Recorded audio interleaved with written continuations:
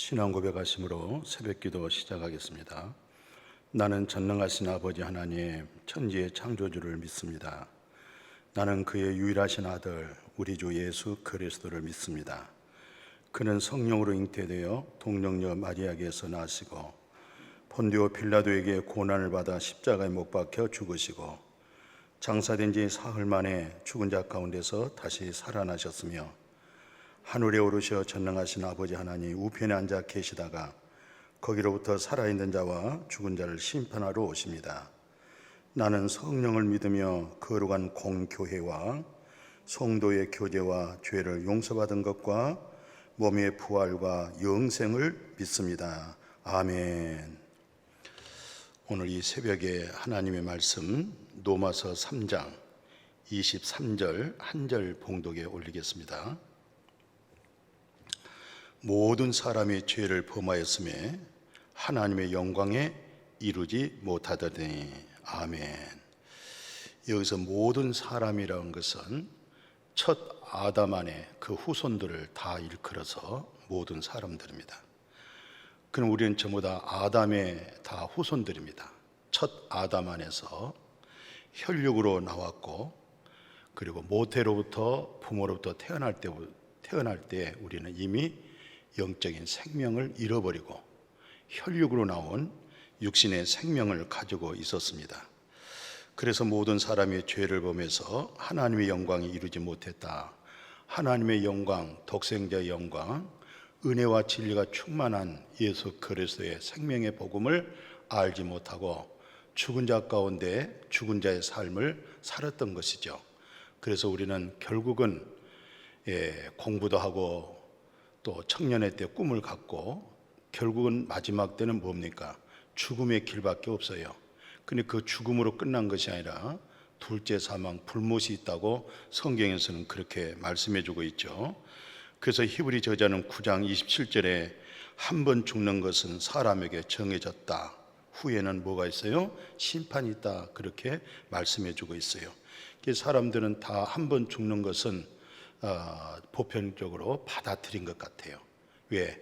부자도 죽고 대통령도 죽고 모든 사람이 다 죽기 때문에 그렇게 죽는다.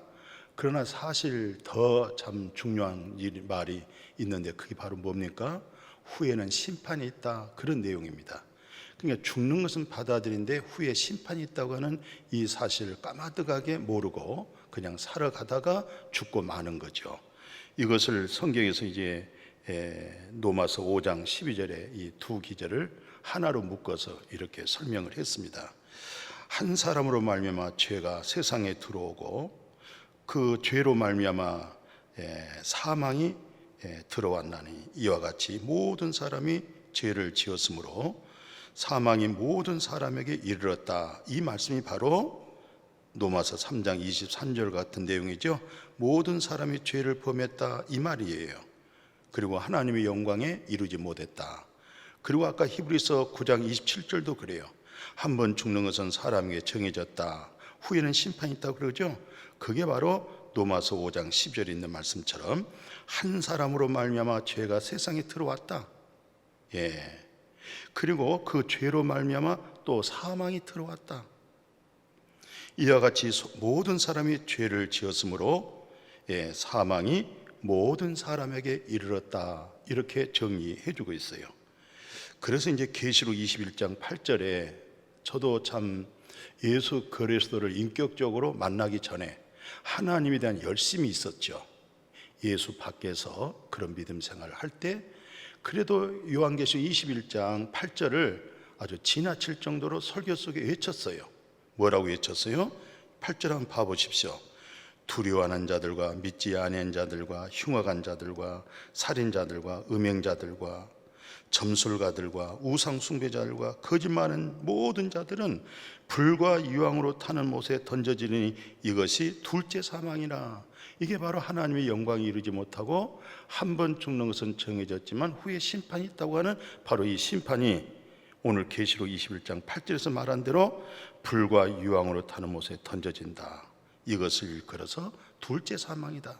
그게 바로 누가 이렇게 둘째 사망이 들어가요? 첫째, 하나님의 사랑이 마음에 온전하게 이루어지지 못하면 그 마음은 항상 두려움 속에 있어요. 두려워하는 자, 그 다음에 두 번째 뭐예요? 믿지 아니한 자. 믿는단 말이 무슨 말이에요? 내 자신을 부인하고 나의 온전한 구원은 하나님 성육신 대신 예수 그리스도에게 구원이 있습니다, 이렇게 진실하게 인격적으로 자기를 부인하고 내 육신 속에 선이 없습니다.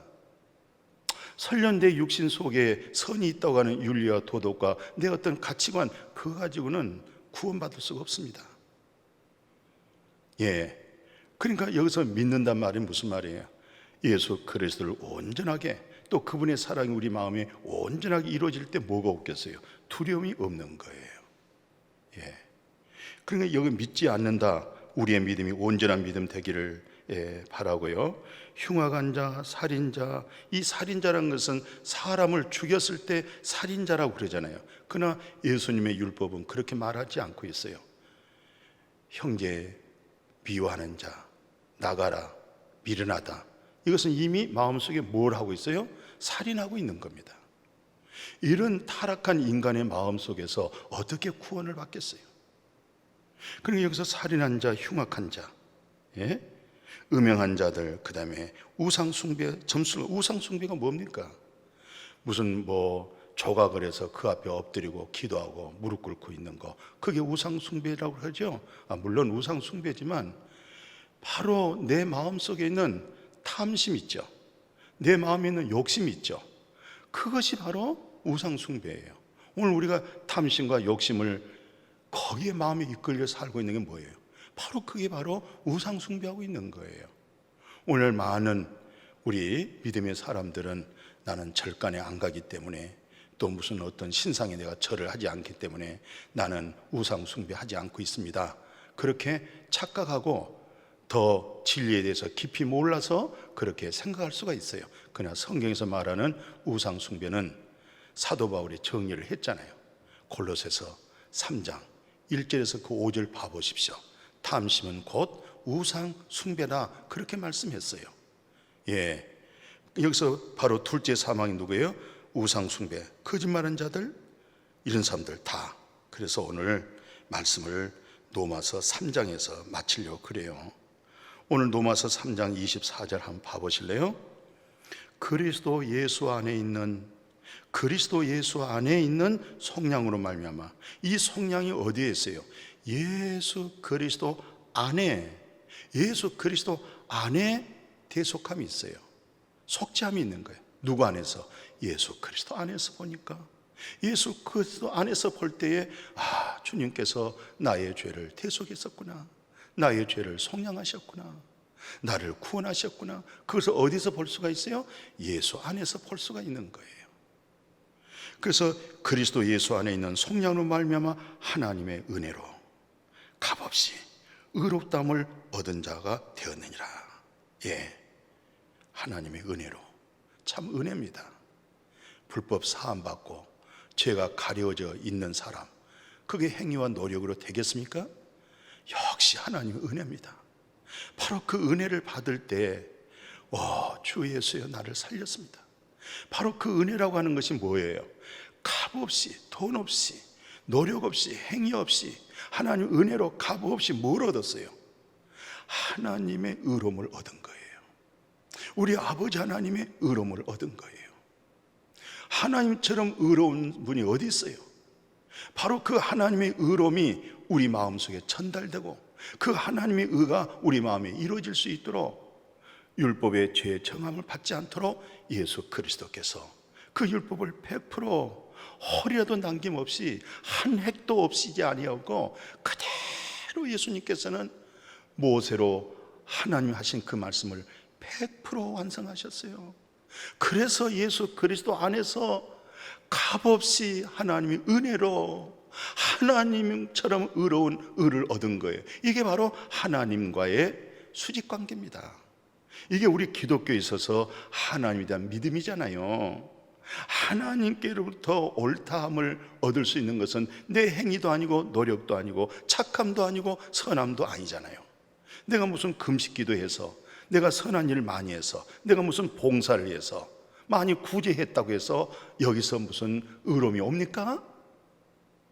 하나님 은혜로 값없이 의로움을 얻었으니까 그 의가 너무 감격스러워서 그분에게서 선이 나오고 착함이 나오고 거룩함의 행실이 나오고 소금과 빛이 되는 것이죠. 그게 바로 주님에게서 이루어지게 된 줄로 믿습니다. 그리고 한 걸음 더 나가 그 다음 내용 한번 봐보실래요? 이는 하나님께서 길이 참으시는 중에 길이 참으신 중에 전에 지은 죄를 간과하심으로 자기 의로우심을 나타내 하심이라. 곧 이때 자기도 의로우신데 자기의 의로우심을 나타내사 자기도 의롭고 또한 예수 믿는 자를 의롭다 하려 하심이라. 오늘 이신칭이라고 하는 거, 하나님께로부터 의롭다함을 얻었다고 하는 거, 이거 소홀히 여겨서는 안 돼요. 이걸 가볍게 여기는 믿음 생활이라는 것은 아직 내가 얼마나 심한 죄인인지, 그 죄를 어찌할꼬 허리라도 남김없이 다 해결하지 아니하면 내가 결단코 거기서 나올 수 없고 구원 얻을 수 없다고 하는 바로 그런 믿음의 율법에 꽉 조여 있는 상태에서 이런 말씀이 들려졌다고 할 때, 이 말씀이 마음의 믿음이 이루어졌다고 할 때 얼마나 감사하고 얼마나 고마운 것입니까? 오늘 새벽에 또 이번 주 오늘 월요일입니다. 의로움은 은혜다. 하나님의 의로움 되어진 것은 전적인 하나님의 은혜다. 오늘 내내 마음속에 묵상하고 마음을 빼앗기지 말고 간직할 수 있는 내용이 뭐예요?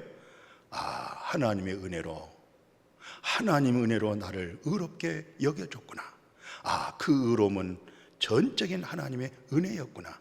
이 믿음 간직하고 오늘 해가 뜨기 전에 이 말씀을 청종하고 해가 저물어서 다시 잠자리에 이를 때 오늘 이 말씀으로 시작했다가 이 말씀으로 하루를 마무리할 때에 오늘도 큰 은혜 속에 하나님의 영광이 있었을 것이고 여기 아름다운 성품된 마음으로 성령의 열매가 많이 맺어지게 될 줄로 믿습니다.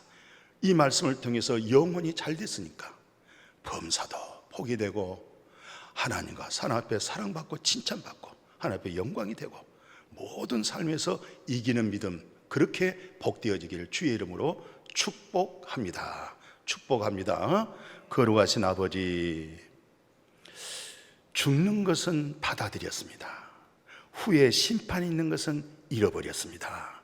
두 가지 사건, 죽는 것과 나중에 심판이 있다고 하는 이 심판이 오늘 예수 그리스도 안에서 그리스도의 심판, 백보자 심판, 이 땅에서 수고한 모든 것이 헛되지 않고 그리스도로 하여금 우리에게서 맺어진 그 열매가 주를 위한 일이었고 하나님의 영광을 위한 일이었고, 그것이 바로 놀라운 칭찬받은 의의 면류관, 생명의 면류관 되어지는 축복이 되게 하여 주옵소서. 예수님의 이름으로 축복하고 기도드렸습니다. 아멘.